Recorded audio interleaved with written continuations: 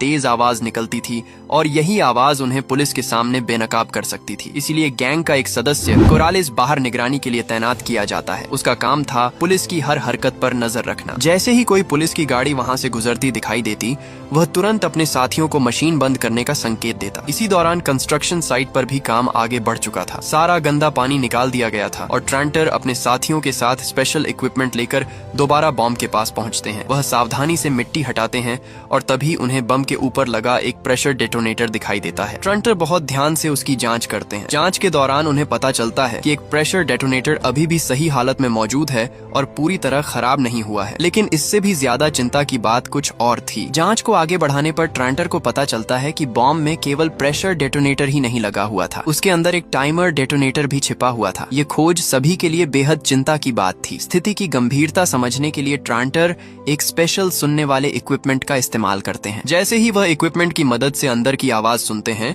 उनके चेहरे का रंग उड़ जाता है। उन्हें साफ सुनाई देता है कि टाइमर अभी भी चल रहा है। इसका मतलब यह था कि बम किसी भी समय फट सकता था और किसी को यह नहीं पता था कि उसके पास कितना समय बचा है। ट्रांटर का सहायक तुरंत यह जानकारी कमांड सेंटर तक पहुंचाता है। वहां मौजूद अधिकारी भी यह खबर सुनकर हैरान रह जाते हैं। अब खतरा पहले से कहीं ज्यादा बढ़ चुका था, क्योंकि अगले 48 घंटों के अंदर किसी भी समय एक्सप्लोजन हो सकता था। मौत के इतने करीब खड़े होने के बावजूद ट्रांटर हिम्मत नहीं हारते। वह तेजी से एक मैग्नेटिक टाइमर इंटरसेप्टर निकालते हैं और उसे बम पर लगा देते हैं। इसके तुरंत बाद वह मजबूत सिक्योरिटी शील्ड के पीछे चले जाते हैं और सभी लोग सांस रोककर रिजल्ट का इंतजार करने लगते हैं। कुछ समय बाद सभी को राहत मिलती है, क्योंकि इंटरसेप्टर टेम्पोरेरी टाइमर की गिनती को रोक देता है। हालांकि खतरा पूरी तरह टला नहीं था, ये केवल थोड़े समय की राहत थी, जबकि असली समस्या अब भी उनके सामने मौजूद थी। स्थिति का एनालिसिस करने के बाद ट्रांटर बताते हैं कि सबसे सुरक्षित तरीका यह होगा कि पहले बम के आसपास एक मजबूत एक्सप्लोजन प्रूफ दीवार बनाई जाए और उसके बाद